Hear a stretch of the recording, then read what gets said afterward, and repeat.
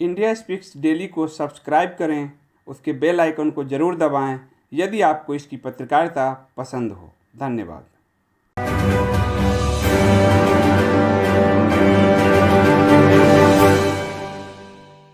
सभी मित्रों को विपुल रेगे की राम राम। मित्रों, आज हम रामानंद सागर की रामायण की बात करेंगे। घनघोर अंधकार की रात में रामायण हमारे लिए एक दीप की भांति प्रज्वलित हो रही है। रामानंद सागर की रामायण जब कोरोना काल में पुनः प्रसारित हुई तो उसने जनमानस को इस खतरनाक वायरस से लड़ने का संबल दिया।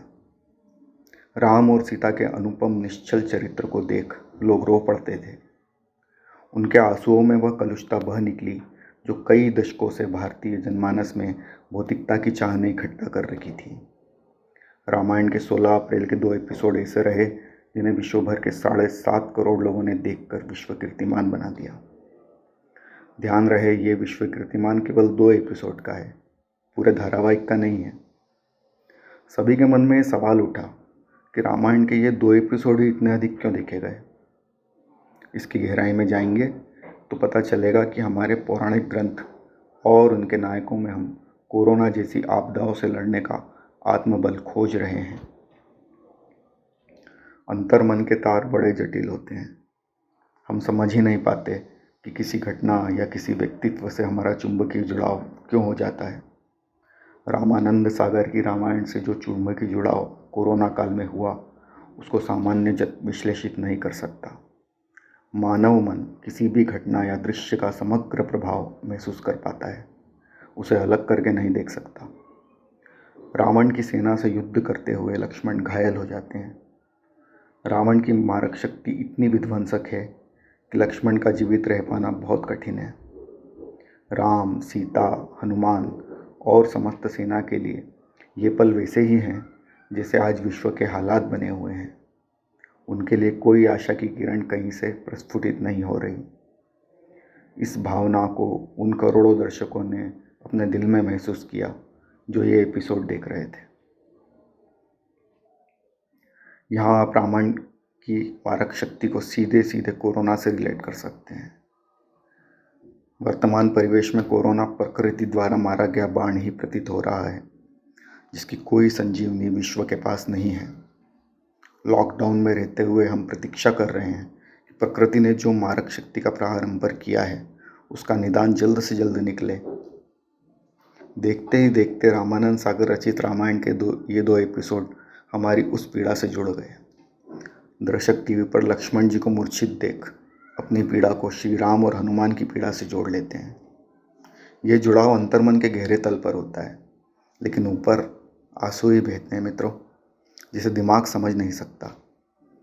हमारे पौराणिक ग्रंथों, विशेष रूप से रामायण में भले ही हमारी समस्याओं का निदान न मिले, लेकिन वह ऐसे संकट में हमें न केवल आत्मबल प्रदान करती है बल्कि हमारा सारा विषाद बाहर निकाल फेंकती है। इस पहले एपिसोड ने सुनिश्चित कर दिया था कि 16 अप्रैल की रात प्रसारित होने वाले दूसरे एपिसोड को और भी अधिक दर्शक देखने जा रहे हैं। विभीषण से ज्ञात होता है कि लंका में रहने वाले सुषेण वैद्य ही लक्ष्मण को बचा सकते हैं। हनुमान का वहां जाना और सुषेण को भवन समेत उठा लाने का दृश्य सांकेतिक रूप से बताता है कि यदि मानव मन में असीम इच्छा शक्ति हो तो हर समस्या का हल निकाला जा सकता है। सुषेण का हनुमान जी को संजीवनी के बारे में बताना इस बात को सांकेतिक रूप से प्रकट करता है कि संपूर्ण विश्व को एक ऐसे नायक की प्रतीक्षा है जो कम से कम समय में कोरोना को पराजित कर एक संजीवनी ला सके। इस एपिसोड की रेटिंग निश्चित ही पहले से अधिक रही होगी। पहले एपिसोड में एक ऐसी समस्या दिखाई गई जिसका तात्कालिक निदान मौजूद नहीं था, और जब इसका निदान मिला तो उसे लेकर आना और भी दुष्कर रहा। इस समय कोरोना एपिसोड में यही सिचुएशन बनी हुई है। हम बेसब्री से कोरोना का निदान खोजने का प्रयास कर रहे हैं। हम अपने उस हनुमान की प्रतीक्षा कर रहे हैं जो कोरोना की दवाई लेकर आएगा। हमने स्पेन में डॉक्टरों को घुटने टेक कर चर्च में प्रार्थनारत देखा। हमने पाकिस्तान में मौलवियों के साथ आम जनता को बिलखते देखा। हमने देखा कि इटली में मौतों को रोक न पाने के संताप में डॉक्टर कैसे फूट फूट कर रो रहे थे। निश्चित ही कोरोना से लड़ने की जिजीविषा वे खो चुके हैं। उनके पास संबल देने के लिए न श्री राम है न महाबली हनुमान। कोरोना का इलाज तो हमारे पास भी नहीं है, लेकिन हमारे पास रामायण है। रामायण की कथाएं हमें साहस प्रदान कर रही है, हमें ईश्वर में विश्वास रखना सिखा रही है। लक्ष्मण और संजीवनी बूटे वाले एपिसोड करोड़ों दर्शकों ने देखा तो वह कोई संयोग नहीं था, उसके पीछे भारतीय जनमानस का मनोविज्ञान छुपा हुआ है। घनघोर अंधकार की इस काली रात में रामायण हमारे लिए दीप की तरह प्रज्वलित होकर हमारा विश्वास मजबूत कर रही है। उधर पश्चिम के पास ईसा मसीह की मूर्तियाँ और चर्च तो है, लेकिन पौराणिक कहानियाँ नहीं हैं। उनके पास ऐसे पौराणिक प्रसंग नहीं है जो उन्हें रोने से रोक सके। हमारे आंसू विषाद बहा रहे हैं, लेकिन उनके आंसू उस विवशता को दर्शा रहे हैं, उस मनोस्थिति को, कि अब हमारे पास कोई रास्ता नहीं।